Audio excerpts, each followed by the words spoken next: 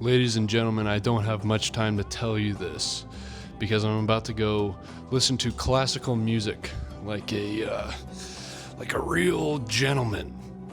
Okay, I'm moving up in the world. Time to go listen to classical music performed live.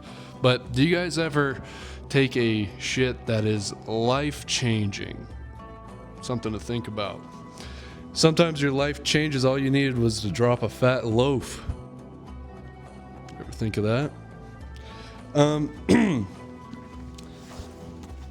This is from Symbols of Transformation by Carl Jung, and this point is so good. This is so good. The activity of the early classical mind was in the highest degree artistic. The goal of its interest does not seem to have been how to understand the real world as objectively and accurately as possible, but how to adapt it aesthetically to subjective fantasies and expectations. Now, how often are we caught up in abstractions? Thinking, the beginning of this book, by the way, Jung is talking about two types of thinking. The first type is what he calls directed thinking, which is thinking within language. Thinking within language is what we do most of the time. This is like rational processing in our brain, which we're trying to make communicable to people. So thinking in language. And I find myself doing this all the time. This is something that I was, because I'm quite introspective, I think a lot about thinking. And I think about myself all the time because I'm a narcissist.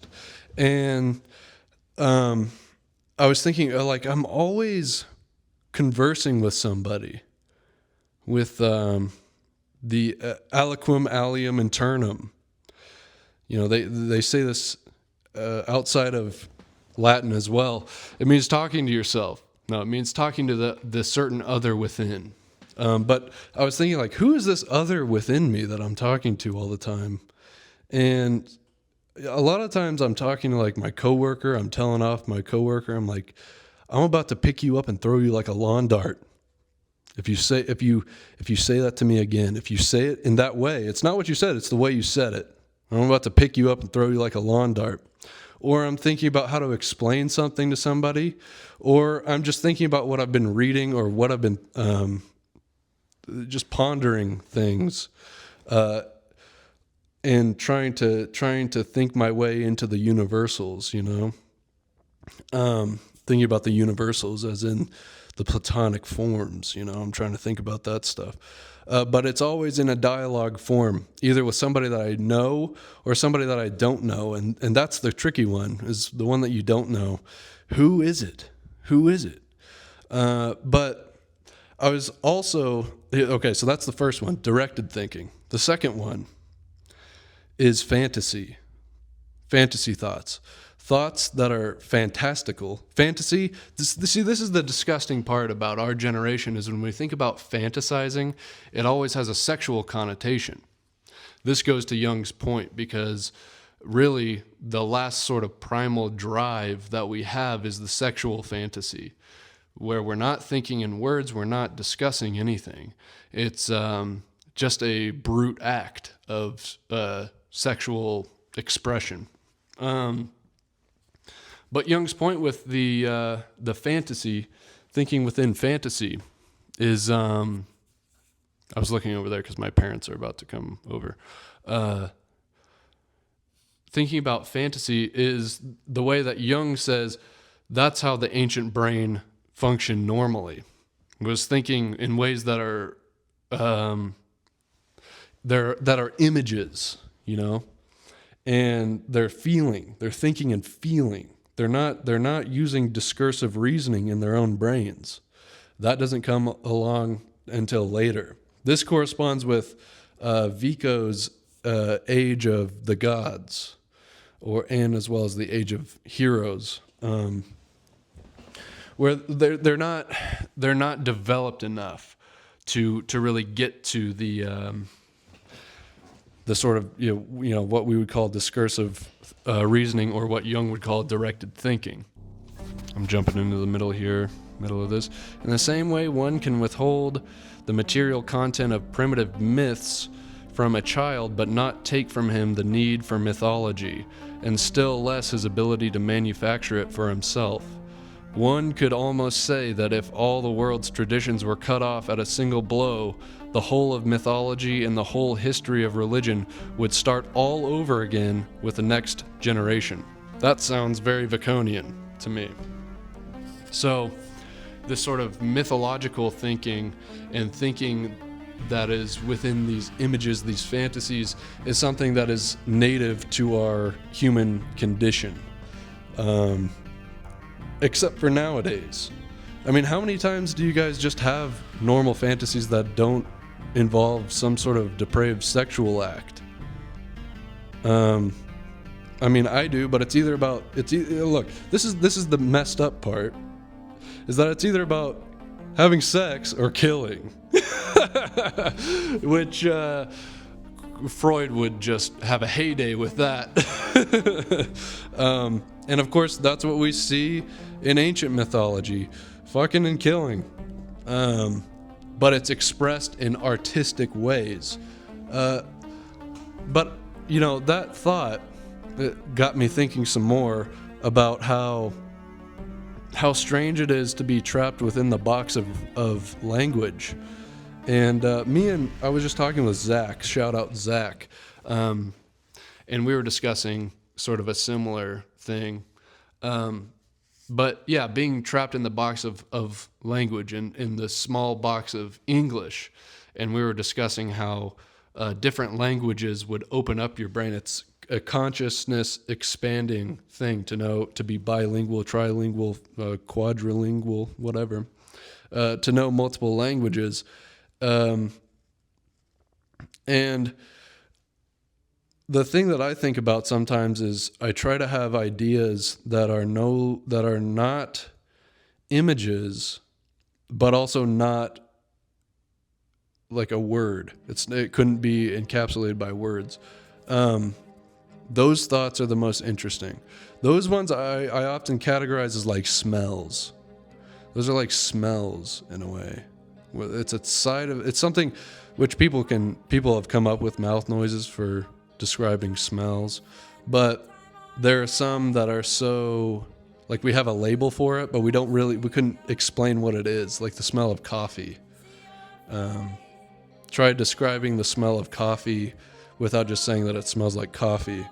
It's a little hard to do. I feel that way about certain smells that I don't know what to call it. I'm just not very well versed in applying labels to smells, but sometimes I have thoughts that are like that. Sometimes I have thoughts or feelings or feelings about a moment or a thing that it can't be wrapped into language. And when you try to put it into words, it's extremely hard to get the point across. There's certain experiences that are like that, and they're very powerful. And to talk about it is extremely difficult, and it almost devalues it. And I think that's why in the Platonic tradition, a lot of times, because we're within the Platonic tradition, we're talking about non-spatio-temporal essences, and to experience something that is non-spatio-temporal, you can't talk about it really. You can't talk about it literally. And those experiences I'm very interested in, and I seek those experiences. So, but there's always a feeling. There's always a feeling with that type of experience that you want to be able to communicate it. You want to be able to share it in a way. There's always something there that you want to try to pull from this sort of aether and bring it down to to the material world, I guess, of the logos. But where was I going with all of this? With any of this? I don't know. Mythology, though. People are so wrapped up in technicality and this sort of square boxes that everything needs to fit into. I don't think anybody fantasizes anymore, and nobody has interesting myths in their heads. That's what Jung is saying here, is that back in ancient times, those fantasies, those imaginings about the human experience, were people would take them and make them into something. And I don't think people are able to do that very well nowadays. It's very difficult. Plus we have AI to do that now, so kind of cuts that out of the equation somewhat. Kind of messed up. You know, I was listening to a modern, I don't know if I hate calling people philosophers that are in the modern age, but I guess he's a philosopher. He's a YouTuber.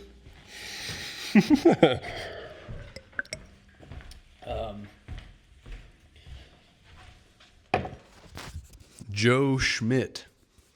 I like him. He's like a fun little Tom Holland looking guy. Dude's smart, really smart guy, and I'm interested in the stuff that he's into, because like this book, I just got this book, Platonism and the Objects of Science by Scott Berman. This is an interesting idea. Platonism contra nominalism and classical Aristotelianism and all that stuff.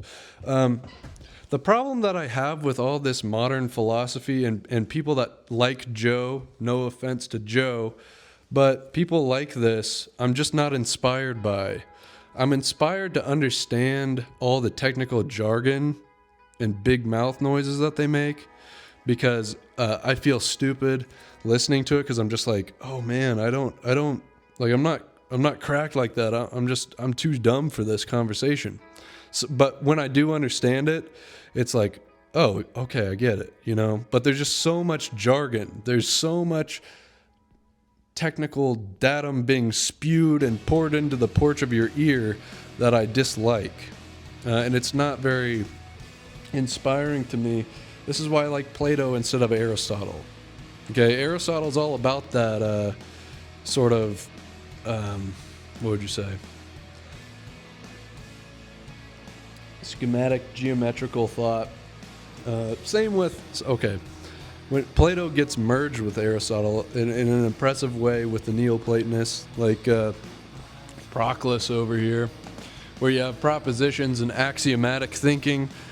Axiomatic writing and thinking is cool. It's fun to go through if you really like math problems. I like artistic things more than I like math, although I think math is cool and artistic and fascinating, and you know, but it just gets old reading stuff like every producing cause gives subsistence to things similar to itself prior to such as are dissimilar. And then explanation. For since that which produces is necessarily more excellent than that which is produced, they can never be simply the same with each other and equal in power. But if they are not the same and equal, but different and unequal, they are either entirely separated from each other, or they are both united and separated. If, however, they are entirely separated, they will not accord with each other, and nowhere will that which proceeds from a cause sympathize with it. Hence, neither will one of these participate of the other, being entirely different from it. For that which is participated gives communion to its participant, which reference to that of which it participates. Okay. Moreover, it is necessary that the thing caused should participate of its cause, as from thence possessing its essence. Okay, stuff like that. I'm okay with it. I can read along with it. I can understand what's going on there. He's talking about this sort of idea that is discussed firstly, discussed in Plato in like the Republic, when we're talking about the reflection of things, or like an imitation, and he's going to get into the forms and the universals, and participating in the true essence, like in the way that I'm trying to think of a good example. Whatever, I'm not going to get into it, but it's just not fun. It's just not fun to read. Okay, it's not inspiring to me. I mean, it's necessary, it's cool, but really, I mean, it's not that fun. Why can't things be a little fun? That's why I like Nietzsche. That's why I like, both Plato and Nietzsche. Because with Plato, too, you get wacko stuff like the myth of at the end of the Republic. Or you get the Timaeus. Or, the other one that's with the Timaeus. Was talking about Atlantis and all that stuff. And it's incomplete. Ooh, big mystery, you know? Stuff like that. It's always fun to read Plato. But I don't know. Well, I don't even know what I'm talking about here, guys. I guess what I want is more excitement, more vitality, and less of this sort of wanting things to make sense. Why do things always have to make sense? Why do we have to back up our thoughts with verified sources? Why do we have to back up everything that we do with ChatGPT? I didn't realize this. I didn't realize that people use this stuff like day to day. You know, I understand that. Like, I was just telling Zach about this. I was like, because he had asked if I use AI or what I think about AI. I think it's outsourcing thinking, and I think that that's bad. And I have no reason to use AI. I think it's an insult to our humanity. Honestly, I just think it's destructive, and I think it's sickening to look at. Just repulsive to me on an instinctual basis to look at AI images and AI animations.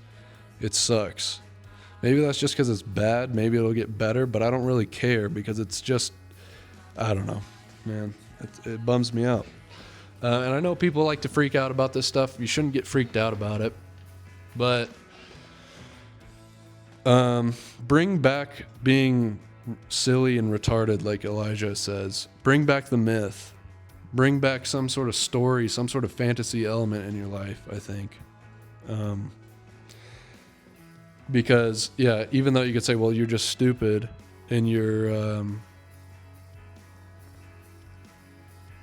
unaware, you're naive, you're ontologically naive,